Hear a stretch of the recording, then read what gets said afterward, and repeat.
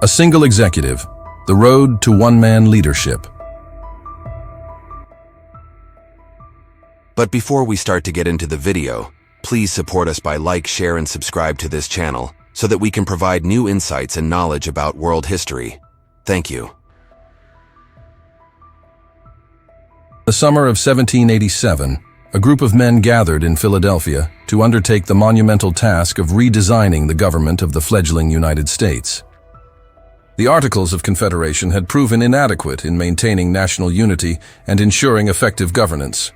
The Constitutional Convention, as it would come to be known, gave rise to one of the most enduring political frameworks in history. At the heart of the debates was a question both practical and philosophical. Should the new nation be governed by a single executive, or should power be shared among several individuals? The decision to create a presidency, embodied in a single person, marked a radical departure from previous models and laid the cornerstone of American political structure. The historical context: fear of tyranny versus need for order. The delegates of the Philadelphia Convention were deeply influenced by both their recent experiences and centuries of political thought. Having fought a war to free themselves from monarchical rule, the idea of placing executive power in the hands of one person was met with suspicion and concern. The fear of tyranny was palpable. Many remembered the abuses of King George III and recoiled at anything that resembled a return to concentrated authority. However, the shortcomings of the Articles of Confederation were also evident. The lack of centralized executive power had led to legislative paralysis, weak foreign policy, and domestic unrest such as Shays' Rebellion. There was a growing consensus that a more effective form of governance was necessary, one that could act decisively, enforce laws, and command respect both at home and abroad. Debates at the convention, plural versus single executive, one of the most contentious issues during the convention was the nature of the executive branch.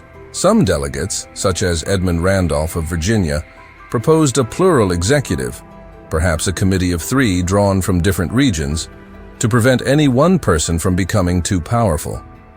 Others feared that multiple executives would lead to confusion, inefficiency, and a lack of accountability. Alexander Hamilton, one of the most vocal proponents of a strong central government, argued forcefully for a single executive. In his view, energy in the executive was essential to good government. A unitary executive could act with decisiveness, maintain secrecy when necessary, and be held clearly responsible for his actions. Hamilton's perspective found resonance with others who believed that a single executive would provide the leadership necessary to guide the new nation. The influence of political philosophy. The framers drew heavily on Enlightenment thinkers such as Montesquieu and Locke, but they also adapted those ideas to their unique context. Montesquieu, for instance, had emphasized the importance of the separation of powers to prevent tyranny. The framers took this to heart, creating a system of checks and balances between the legislative, executive, and judicial branches. The idea of a single executive did not mean unchecked power. Rather, it was carefully balanced within a broader, constitutional framework. The president would be elected, not inherited, would serve a limited term, not for life, and would be subject to impeachment and removal if he abused his office. These safeguards were designed to provide the energy of a singular leader without risking the return of monarchical tyranny. The presidency takes shape.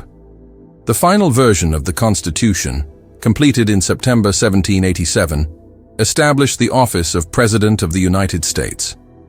The president would serve a 4-year term, be elected through an electoral college system, and wield significant powers.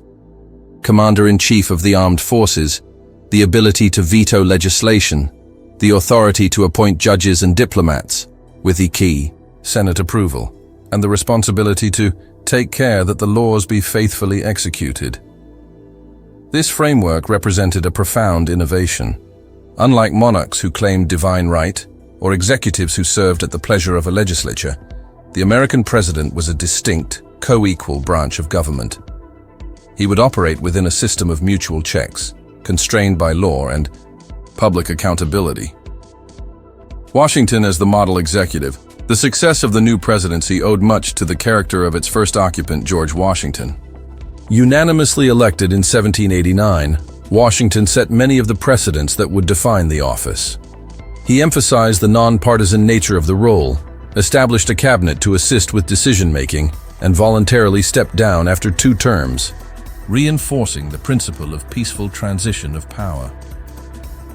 Washington's leadership lent legitimacy to the institution and demonstrated how executive power could be exercised with restraint and dignity.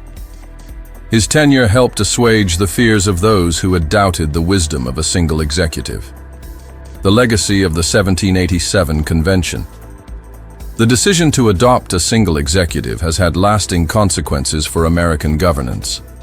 Over time, the presidency has evolved in response to national crises, wars, social movements, and technological change.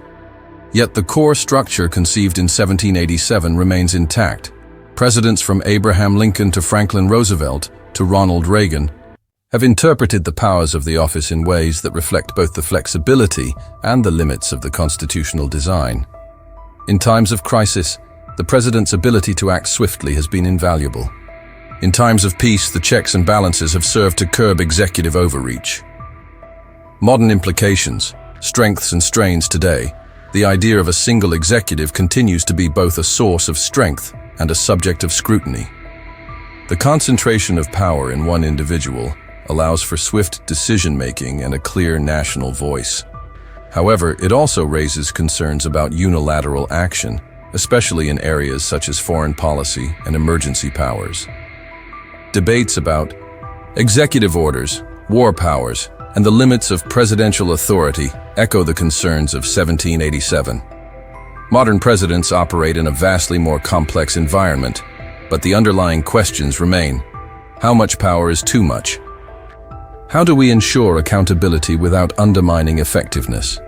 Conclusion: a bold but balanced choice.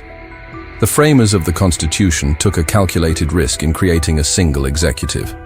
They rejected both the inefficacy of plural leadership and the dangers of monarchy. Instead, they forged a new path, one that balanced energy with restraint, authority with accountability. The presidency, as envisioned in 1787, remains one of the most remarkable features of the American political system.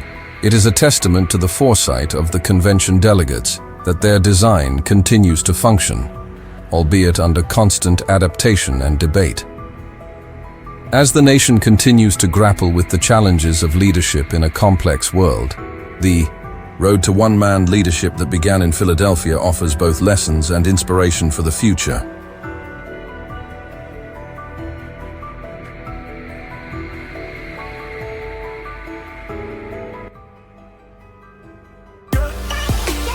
Thanks for watching. Please like, share and subscribe if you like videos like this. Thank you.